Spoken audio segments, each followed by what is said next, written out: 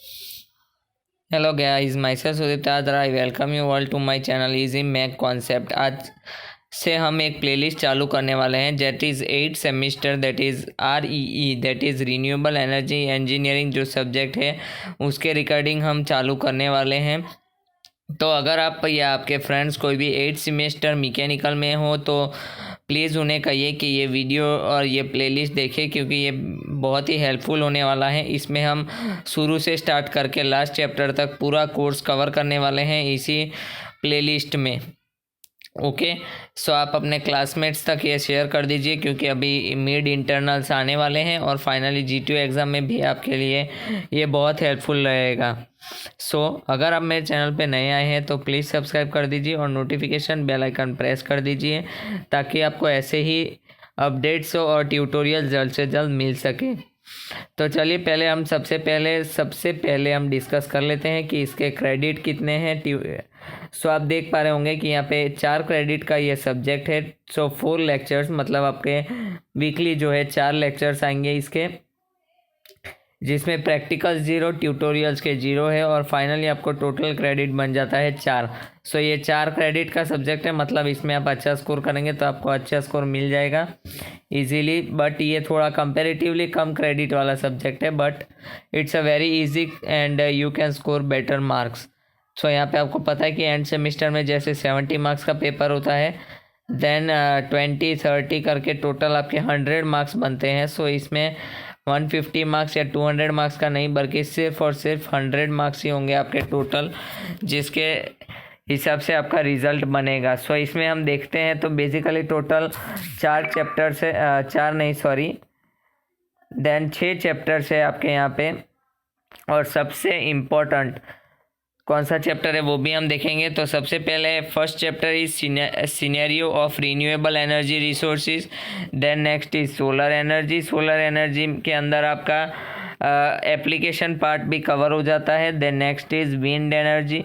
Fourth one is bio energy. Then fifth one is ocean energy. Ocean energy के अंदर क्या आता है, जियोथर्मल एनर्जी आता है और MHD पावर जनरेशन आता है। And then the sixth chapter is economic analysis. तो ये 6 चैप्टर है। अब हम परसेंटेज वाइज वेटेज वाइज देखें तो सबसे इम्पोर्टेंट आपका चैप्टर जो रहता है वो है सोलर एनर्जी। लगभग 40% वेटेज आपका इसमें से कवर होता है। सो आप अगर ये चैप्टर को इजीली मतलब सबसे अच्छे से प्रिपेयर कर लें तो आपको पासिंग मार्क्स तो इसमें से कम पासिंग मार्क्स तो आपको आराम से मिल ही जाएगा। इतना इम्पोर्टेंट चैप्टर है ये कि सिर्फ ये चैप्टर आप पढ़ेंगे तो आपका जो है पासिंग मार्क आप इजीली गेन कर पाएंगे। सो सबसे इम्पोर्टेंट चैप्टर 40% वाला चैप्टर है solar energy. Then next is 22%, that is wind energy. Wind energy जो है सबसे इम्पोर्टेंट चैप्टर है। देन उसके बाद आता है 18%, that is economic analysis. Then आता है 12% ओशियन एनर्जी वाला चैप्टर। उसके बाद आता है 12% हो गया। अब फिर आता है bio energy and the last one सबसे कम वेटेज है first chapter, that is scenario of real renewable energy. Okay, तो ये ऐसे वेटेज के हिसाब से आपका सबसे इम्पोर्टेंट है सोलर एनर्जी। सो हम देख लेते हैं इसके अंदर क्या क्या पढ़ना है हमें। सो सिनेरियो ऑफ रिन्यूएबल एनर्जी में हमें क्या पढ़ना है, needs of renewable energy, advantages and limitations of renewable energy, present energy scenario of conventional and renewable energy sources. तो ये सारे हम पढ़ेंगे तो आपका 3% वेटेज कवर हो जाएगा। फिर सोलर एनर्जी में बहुत कुछ पढ़ना है हमें, that is energy available from sun. इसमें से क्या होता है, बहुत बार क्या होता है एग्जांपल भी पूछे जाते हैं। सो ये थियरी पर्पस से भी इम्पोर्टेंट है और न्यूमेरिकल पर्पस से भी। ओके, तो स्पेक्ट्रल डिस्ट्रीब्यूशन, फिर solar radiation outside the earth's atmospheres, फिर solar radiation geometry, instruments for the solar radiation measurement, कौन कौन से इंस्ट्रूमेंट हमें चाहिए सोलर मेजरमेंट करने के लिए। फिर solar radiation geometry, instruments for solar radiation measurement, empirical equations for prediction and availability of solar radiation on tilted surface, ये सब कुछ हमें पढ़ना है।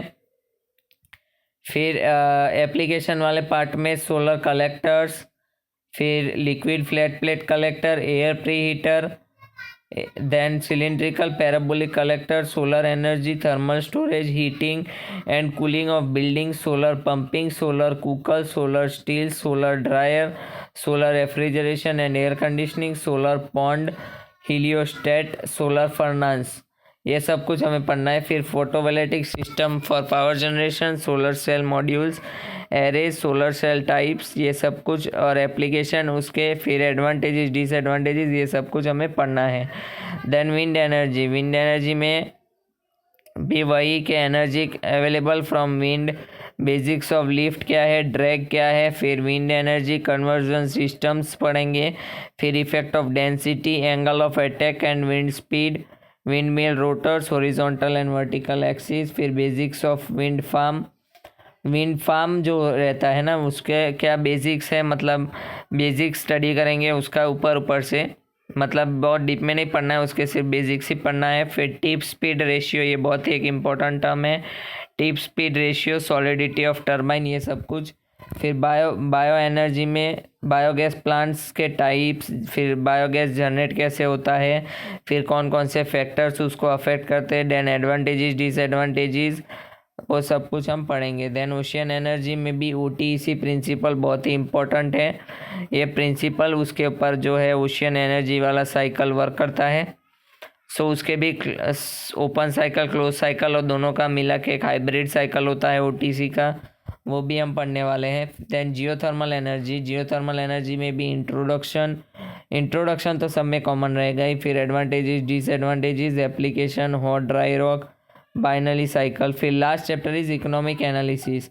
इकोनॉमिक एनालिसिस में क्या है कि बेसिक डेफिनेशन है और प्रेजेंट वर्थ कैलकुलेशन, ये एक डेरिवेशन टाइप है, वो भी हम देखेंगे। Then economic analysis of add on solar system, then payback period, clean development and mechanism. Okay, so ये चैप्टर हम कंप्लीट करेंगे तो 18% वेटेज हमारा कवर हो जाएगा फाइनली, और टोटल पूरा कोर्स हमारा कवर हो जाएगा। ओके, सो यहाँ पे रेफरेंस बुक्स, तो सबसे पहले हमारा चैप्टर का इंट्रोडक्शन हो गया है सब्जेक्ट का, तो हम जान लेते हैं कि कौन कौन सी बुक है। तो यहाँ पे रेफरेंस बुक बहुत ही अच्छी दी हुई है। एक आप पहला वाला यूज़ कर सकते हैं टाटा मैग्रो हिल का solar energy, principle of thermal energy and storage by SP Sukhatme and JK Nayak. Then यहाँ पे 4-5 दी हुई है, इसमें से आप कोई भी यूज़ कर सकते हैं, सारे ही अच्छे पब्लिकेशन से है। ये solar energy of thermal processes, then non conventional energy resources, then solar energy engineering and the last is principle of solar energy. इसके अलावा आप GTU के अगर पॉइंट ऑफ व्यू से पढ़ना चाहते हैं तो आपके लिए बुक्स इंडिया पब्लिकेशन भी बेस्ट रहेगी। ओके, बुक्स इंडिया या टेक मैक्स कोई भी आप ले सकते हैं, सारे ही अच्छे पब्लिकेशंस हैं।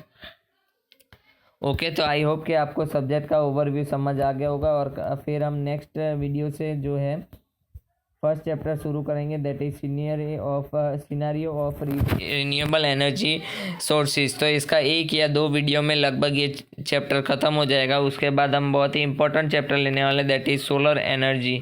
सो फर्स्ट चैप्टर 1-2 वीडियो में कंप्लीट हो जाएगा, फिर हम लेंगे सोलर एनर्जी। वो थोड़ा बड़ा चैप्टर है इसलिए थोड़ा ज़्यादा टाइम लगेगा।